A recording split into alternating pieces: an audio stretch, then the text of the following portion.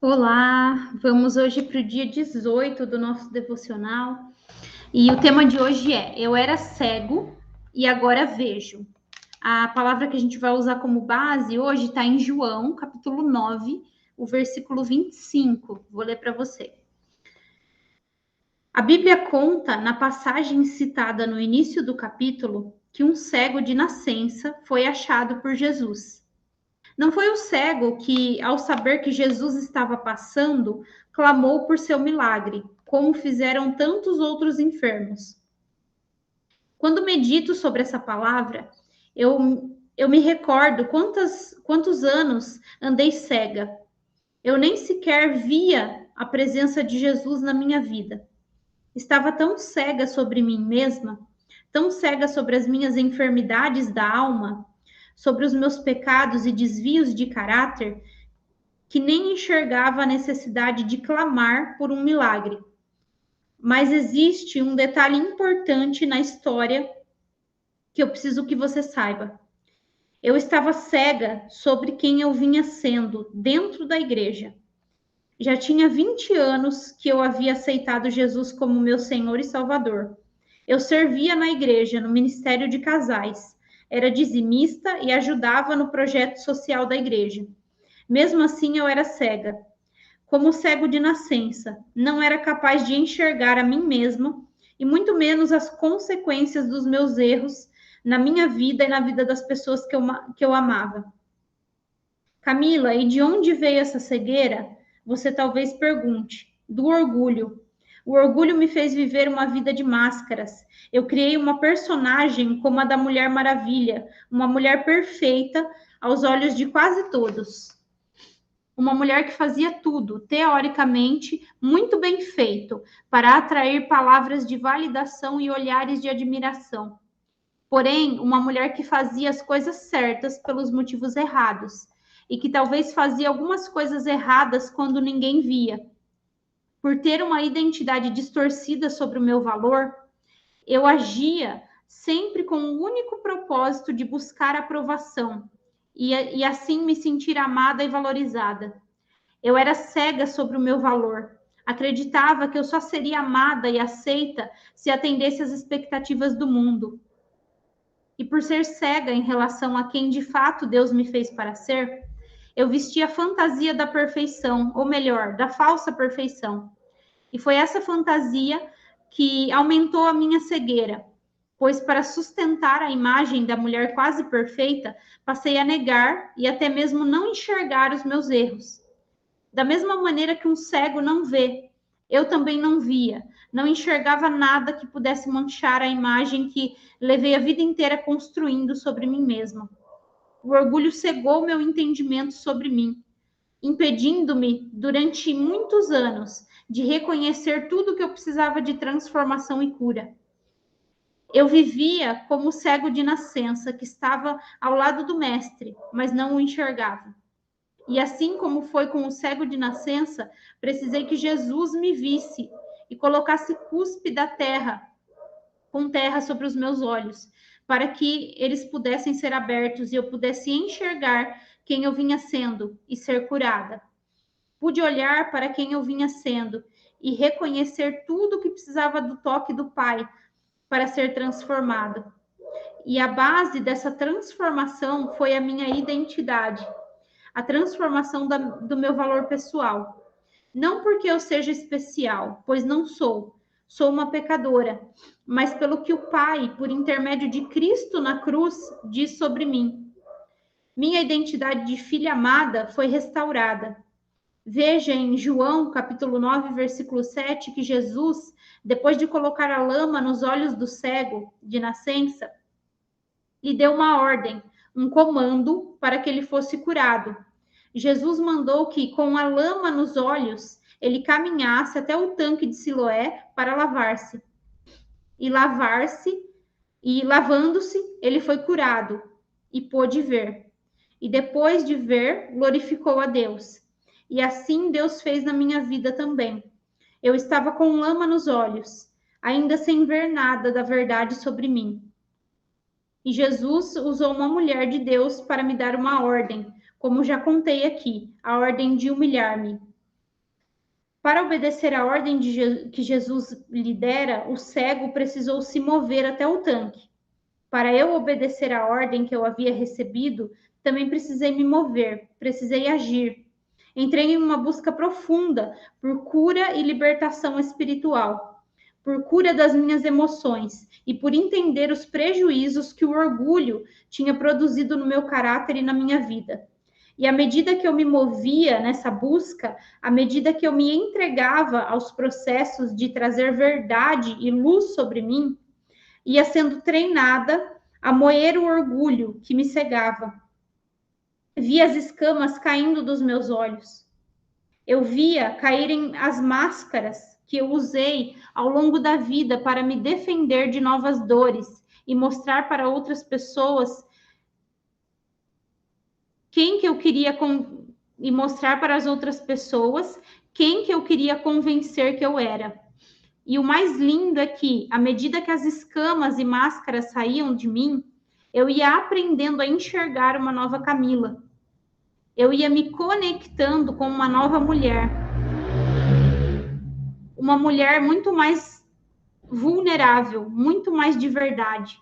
Uma mulher que erra, que chora, que se arrepende, que pede perdão, que busca ajuda e principalmente que se conectou de verdade com Deus e o convidou para mudar tudo em sua vida.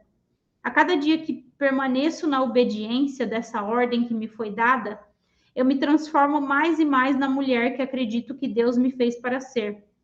Sei que essa precisa ser a minha busca diária, mas posso garantir que vale a pena, pois o milagre que experimentei de me ver de verdade, de conhecer a verdadeira Camila, valeu toda a dor do processo de cura.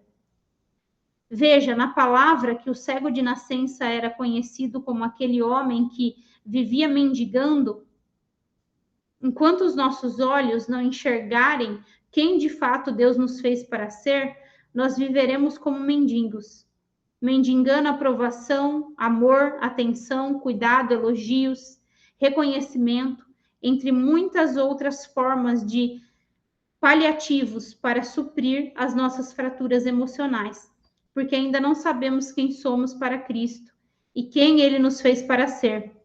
O orgulho me cegou, me fez viver como uma mendiga da vida, mesmo sendo, aos olhos do mundo, uma mulher feliz e bem-sucedida em quase todas as áreas da vida.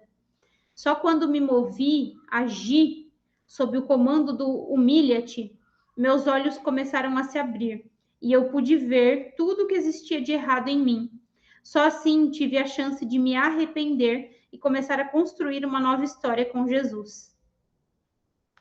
Então, ela traz essa reflexão nesse dia de hoje, né? E assim, eu me reconheço muito nela, né? Eu me reconheço muito também nesse padrão de comportamento dela, né? Que foi a mesma coisa que eu fiz, né? A rejeição trouxe as feridas emocionais para minha vida, né? Para minha alma.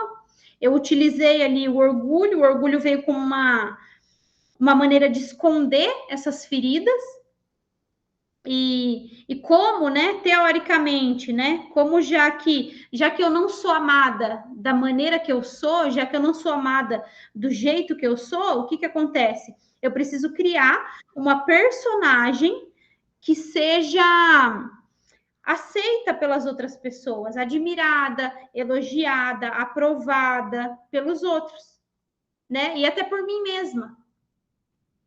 E foi aí que eu comecei a vestir, né, essa capa, essa máscara da perfeição, né, dessa falsa perfeição, para parecer uma pessoa boa, para parecer que eu era uma pessoa compreensiva, uma pessoa amorosa, uma pessoa paciente, uma pessoa dedicada, sem erros, sem problemas, né?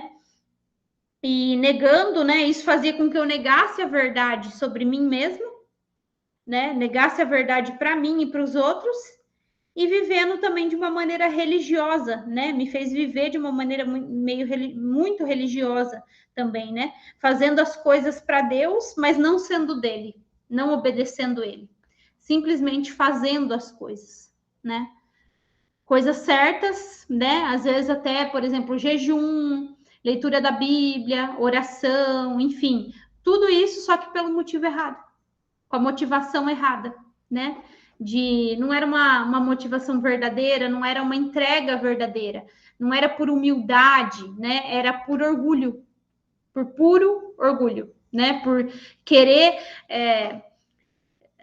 vestir ali uma máscara, ter aquele comportamento, só que não desenvolver aquele comportamento através de um processo de transformação e de cura da alma, não. Através de uma falsidade, né? De colocar uma máscara e de querer que as coisas mudassem ali de uma maneira super fácil e passar essa imagem de perfeição para as outras pessoas, né? Então, assim, eu me identifico muito nisso, né? Nisso que ela trouxe aqui. Eu comecei a entender isso lá no, né?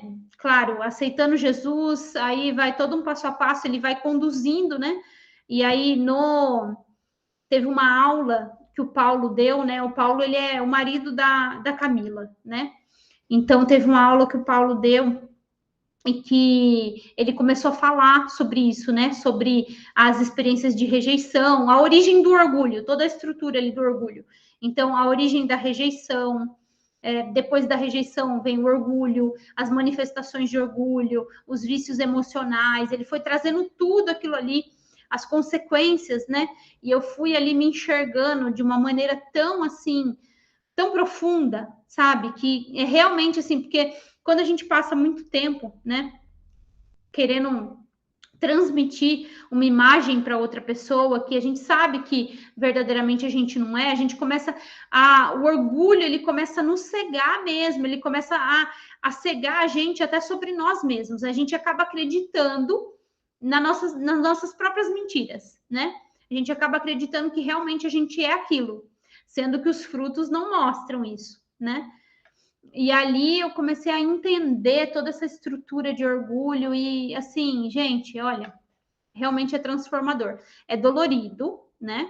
Mas é transformador. E dali depois eu fui para o CIS, depois eu fui para processo de coaching, enfim, para treinamentos e tudo mais. E a busca por Deus, claro, né? Mas assim, realmente vale a pena a gente entrar nessa busca, sabe? De autoconhecimento, né? De se conhecer, de se entender, de ser extremamente sincero, né? De conseguir, com coragem, verdade, humildade, se olhar com sinceridade, né? E depois de se olhar com sinceridade, depois que descobrir, né, aquilo que a gente precisa descobrir, nos conectar com Deus de maneira sincera e confiando, né, no amor, na misericórdia dele, para que ele de fato desenvolva esses comportamentos que a gente quer, né, ter diante das outras pessoas, nessa perfeição que a gente quer ter. Lógico que a gente, como ser humano, a gente não vai alcançar a perfeição, mas essa paciência, essa bondade, esses comportamentos bons que a gente quer ter, eles podem ser desenvolvidos, só que de uma maneira saudável, de uma maneira verdadeira, através de um processo vivido na presença de Deus, na presença de Jesus, pela graça dele, pelo poder do Espírito Santo, né? Então, o meu desejo para mim e para você é que a gente possa sempre se olhar com verdade, com coragem, com humildade, sabe? E entender que Deus abra a nossa mente, abra a nossa consciência, que Ele não nos deixe andar cego, porque é pior. É melhor você saber de algo que você precisa de mudança e ter condições para buscar isso, do que você não enxergar, né? Porque quando você não enxerga, você acha que você já é, e aí você nunca vai buscar melhora naquilo. Então, esse é o meu desejo para mim e para você, que cada vez mais a gente tenha consciência e que ele nos torne humildes e nos fortaleça para que a gente viva o nosso processo de transformação. Um abraço e até amanhã.